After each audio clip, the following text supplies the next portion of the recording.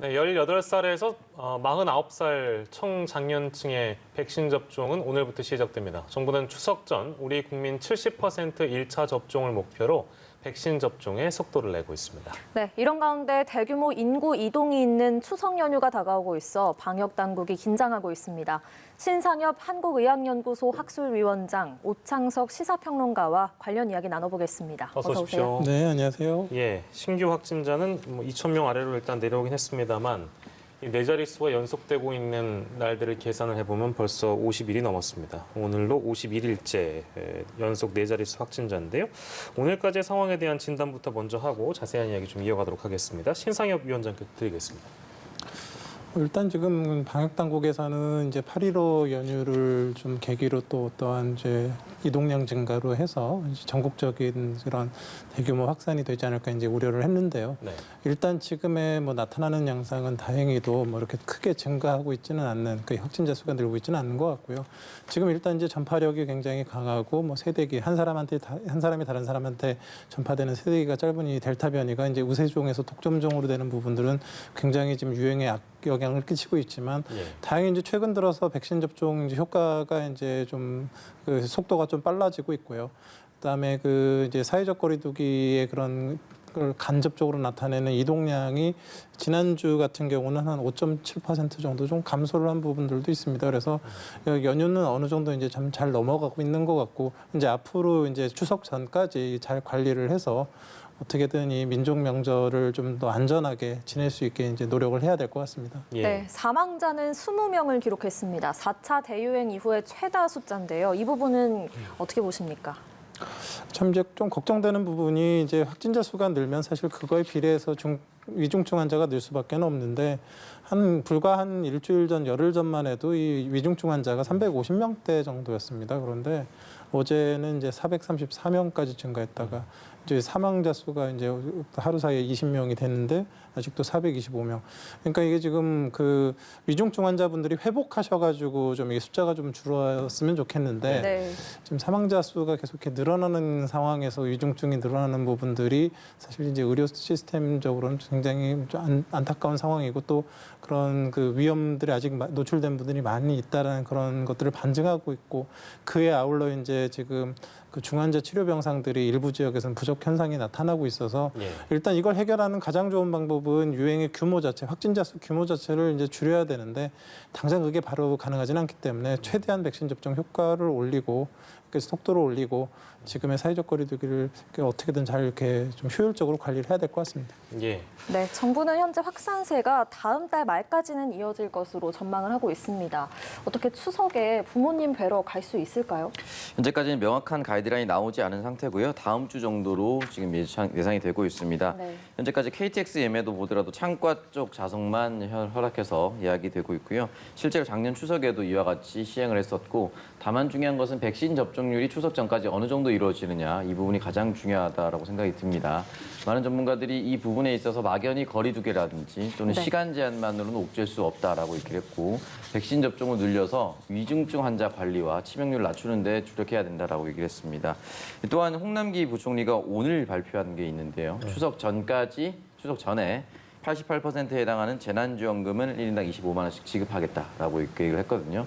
사실 첫 번째 보편 지급을 했을 때 작년이었죠. 보편 지급했을 때 3주 이내에 모든 국민들이 거의 다 수령을 해서 거의 다 소진했습니다. 그 당시에 거의 99.8%가 소진을 하게 됐었는데 이번 추석 역시나 마찬가지일 것으로 생각이 들고 이 부분에 대해서 추석 이후에 시행하기 좀 어렵습니다. 아무래도 가계 지출이 추석 이전에 많이 일어나기 때문에 네. 제수용품이라든지 추석 차례상 준비하기 위해서라도 추석 전에 지급이 돼야 하는 것은 당연한 것이고요. 그렇기 때문에 추석 전에 지급이 결정이 된다라고 했을 경우에 추석 전에 수령을 해서 지출할 가능성도 매우 높습니다. 그렇게 되면은 필연적으로 이동량이 높아질 수가 있습니다. 그렇기 때문에 정부는 이 부분에 대해서 추석 전까지는 거리두기를 조금 더 옥죄할 수 있다 하더라도 추석 당일에 추석 연휴 있는 주에서는 조금 더 풀어줄 가능성. 여기서 풀어준다라는 것은 단계 조정이라기보다는 직계 가족에 대해서는 한해서 풀어준다라든지 또는 백신 접종자에 한해서는 또 모임을 좀 더 풀어준다라든지 이러한 방향으로 전개될 가능성이 높고요. 또 하나는 지난해 추석과 올해 설날에 역시나 이제 코로나 대유행 속에서도 명절 연휴가 지속이 됐었지만 명절 이후에 대유행 확산 사례가 없었습니다. 그리고 또 하나는 열차 안에 대규모 확산 사례가 아직까지는 없었기 때문에 이 부분에 대해서는 이번 추석 역시나 조금 더 풀어줄 가능성이 높다. 가장 중요한 것은 역시나 백신 접종률이 가장 큰 관건이 될 것으로 보입니다. 알겠습니다. 추석 종합대책은 이제 추후에 발표한다는 계획이니까 어떤 내용들이 나오는지 좀 기다려보도록 하고요. 벌써 코로나와 함께하는 명절이 몇 번째인지 모르겠습니다. 근데 이제 앞서서 오창석 평론가께서 말씀 주신 대로 지난 추석과 올해 추석은 또 분위기가 다르죠. 상황도 다릅니다. 현재 이제 비수도권으로 유행이 번지고 있는 상황이기 때문에 신상혁 위원장께서 생각하시는 추석 방역 대책 뭐가 제일 중요하다고 보십니까? 지금 이제 현 상태에서 이제 델타 변이가 유행을 이제 우세종에서 독점종으로 이제 정말 이제 점차 그 우세종이 돼가고 있는 상황에서는 이제 무엇보다 가장 효율적인 방법은 백신 접종을 완료자를 늘리는 겁니다. 그래서 일단 이제 방역 당국에서 최대한 백신 접종 완료자를 늘릴 수 있는 방안을 최대한 강구를 해야 될 것 같고요. 네. 그 시간 동안에 이제 사회적 거리두기와 그다음에 그런 그 면밀한 역학조사 이런 것들이 이제 합쳐져야지만 추석 이전까지 확진자 수 확대가 되지 않는 상황에서 관리를 하고 그래야 이제 이 명절 기간에 좀 그 가족이나 친지 방문할 때에 어느 정도 유동성이나 이런 부분들의 관리가 가능할 것 같거든요. 그래서 그런 전반적인 관리, 특히 이제 예방 접종률 높이는 그런 부분들이 가장 중요한 상황이라고 보겠습니다. 예. 네. 이제 백신 접종 얘기가 저희가 앞서서 잠깐 했습니다만 지금 추석 전까지 1,000만 명이 더 맞아야 되는 상황인데 저희가 누차 그러니까 매일 짚고 있습니다만 18세에서 49세 접종 예약률을 보면 그리 뭐 높은 상황도 아니기 때문에 이 부분에 대한 고민도 아마 방역 당국 입장에서는 있을 것 같습니다. 4차 대유행을 막기 위해서 아무래도 18세, 49세의 백신 접종이 가장 중요한 상황이라고 봐야 되겠죠? 네, 그동안은 백신 접종을 이제 위중증 환자의 관리와 치명률을 낮추기 위해서 고연령층과 그리고 요양원에 계신 어르신부터 이제 접종을 시작을 했었습니다. 이제 20세부터 49세, 그러니까 만 18세부터 49세까지 접종을 하게 될 텐데요. 이 해당 연령층이 1,500만 명 정도가 되고 전체 인구의 4분의 1 정도입니다. 그리고 무엇보다 더 중요한 것은 이 연령대가 사회활동을 가장 왕성하게 하는 네. 연령대이기 때문에 이동량과 접촉량이 가장 많았었고 실제로 4차 대유행 이후에 이 연령층에서 확진자가 대규모로 쏟아지기도 했던 것도 사실입니다. 그렇기 때문에 추석 전에 이 사람들이 많이 접종을 하면 할수록 아마 추석 당일 그리고 추석 이후부터 10월부터는 훨씬 더 큰 감소세 또는 위중증 환자를 관리하기가 훨씬 더 용이할 것이다라고 전문가들이 얘기를 하고 있고요. 다행스러운 것은 어제까지였습니다. 어제까지 66.9%, 약 1,000만 명 정도가 예약에 응했기 때문에 네네. 아무래도 순차적으로 백신만 도입이 된다라고 하면은 접종하는 데서는 큰 문제가 없을 것이다라는 생각이 들고 우리 정부 같은 경우는 현재 하루에 60만 명 넘게도 접종을 하루에 한 적이 있었기 때문에 수치상으로는 충분히 추석 전까지는 가능한 수치다라고 생각이 들고 또 하나의 호재라고 볼 수 있는 부분은 모더나가 추가적으로 도입이 네네네. 됐었고 20만회 분이 도입됐기 때문에 이 부분은 추석 이후에 맞을 사람들이었지만 추석 이전으로 예약을 앞당겨서 맞을 수 있게 됐습니다. 이 모더나 예약을 하시는 분들에 한해서는 예. 그렇기 때문에 백신 접종률이 좀 빠르게 올라갈 것으로 기대를 해볼 수가 있고 빠르게 올라갈 수 있도록 정부 당국과 또 국민들이 많은 협조를 부탁드리도록 하겠습니다. 네, 한편 얀센 백신과 관련해서 연구 결과가 하나 나왔습니다. 부스터샷을 맞으면 항체 수준이 무려 9배나 높게 나타난다. 이런 연구 결과가 나왔는데요. 어떤 의미가 있다고 보시는지요? 그리고 이제 부스터샷이라는 거는 기존의 백신 접종을 완료한 이후에 백신 접종 효과가 떨어졌을 때 그럼 어느 때에 어떤 백신 접종을 해야 이제 추가적인 접종을 했을 때 이제 가장 효과적이고 또 이제 좋은 효과를 나타낼 수 있느냐 뭐 이런 것들을 확인하게 되는데요.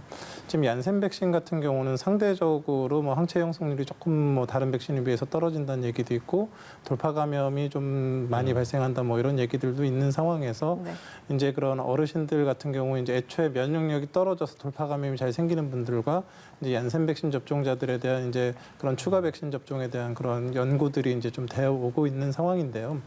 지금 우리가 흔히 알고 있는 mRNA 백신, 화이자, 모더나 백신은 굉장히 이제 항체 형성률이 좋은데 이게 이제 보면 얇은 지질막에 쌓여져 가지고 우리 몸에 들어온 다음에 굉장히 강력한 그런 그 유전자 노출이 있는데 상대적으로 금방 소멸이 됩니다. 그래서 짧고 굵게 이제 유전자 노출이 되기 때문에 항체 형성 강하게 되지만 장기적인 면역력에는 조금 그 약점이 있습니다. 그런데 이런 아스트라제네카나 얀센 같이 전달체 백신들은 전달체를 통해 갖고 우리 몸에 들어와서 천천히 길게는 일주일 넘게 면역 체계에 노출이 됩니다. 그래서 단기적인 항체 형성률은 좀 떨어지지만 네. 이게 오랜 기간 면역 체계에서 이렇게 반복적으로 노출이 됐던 상황이기 때문에 추가 접종을 했을 때의 효과는 또 상당히 좋게 나오는 경우가 많거든요.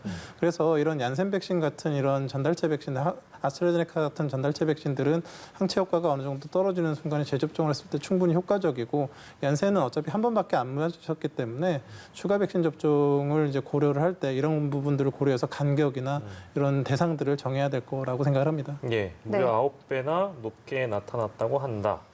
얀센 백신과 관련된 얘기였고, 저희 오늘 아프간에서 들어오시는 분들 계시죠? 이 얘기도 저희가 좀 짚어봐야겠네요.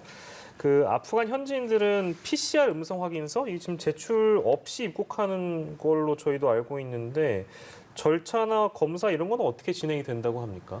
원래는 이제 그 PCR 음성 확인서를 받고 이제 입국이 돼야만 했는데 워낙에 긴급한 상황이었기 네네네. 때문에 이제 그렇게 진행은 못했거든요. 그러니까 네.